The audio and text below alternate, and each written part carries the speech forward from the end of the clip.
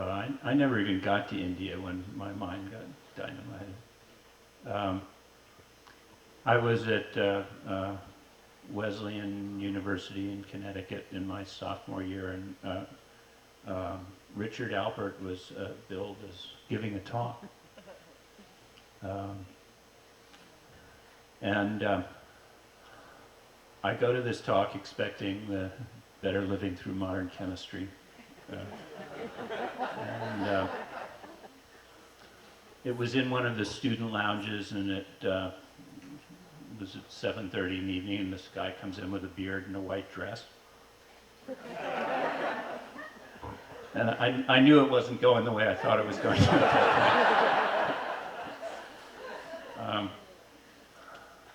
And it started at 7:30, and it went on until 3 in the morning.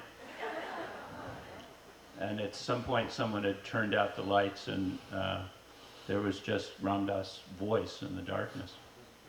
And it was kind of one of these figure ground things, you know, where you start out looking at things from the center of the universe, and you end up seeing yourself as a pinprick in the cosmos. And then when I finally ended up in India a couple of years later, it was the exact same feeling that I had that night. So it was Maharaj-ji just reaching out and, you know, grabbing me at that point. And he seems to do that, and it is not dependent on his being in a body. I seem to be in a groove of reading things to you, so I'm going to read another piece from the book that's short. But you've been, those of you who've been doing yoga with Saul, the classic yoga is the 8-limbed Ashtanga or Raj Yoga. So somebody gave a name to the yoga that was around Maharaj-ji, and was known as the 5-limbed yoga. And the limbs are eating, sleeping, drinking tea, gossiping, and walking about. So I'm going to read you a short piece about the gossiping limb.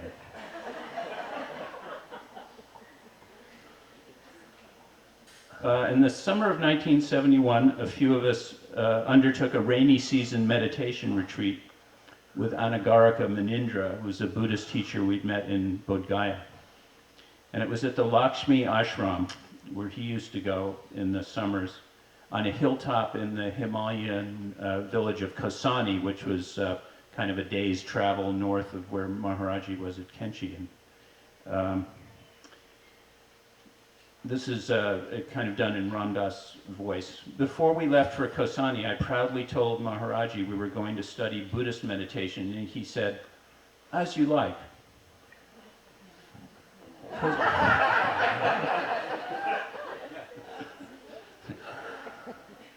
Kosani has an incredible panoramic view of the Himalayan peaks that were almost completely obscured by the monsoon cloud cover at that time of year. So there were very few tourists. Every few days there was a view when the clouds parted or played peekaboo with the mountains beyond. Mud and leeches completed the environment. There were originally 5 of us, and we were going to study privately with Munindra-ji. After some days in Kosani, a letter arrived from Munindra-ji saying he regretted not being able to come. He had to take care of his mother, who was ill. So it was going to be a self-directed retreat.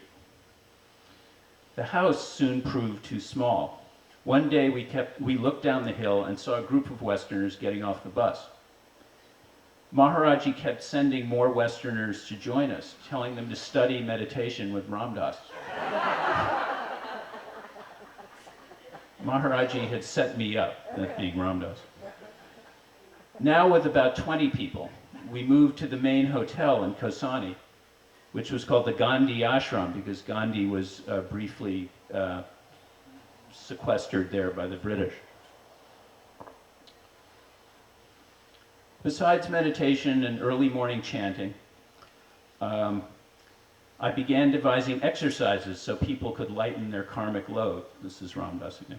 I would sit with each individual and we would look into each other's eyes. After we had established contact and watched the passing clouds of each other's mind stuff for a while, I would say, if there's anything that makes you uncomfortable, if there's anything that you feel you can't tell me, tell me.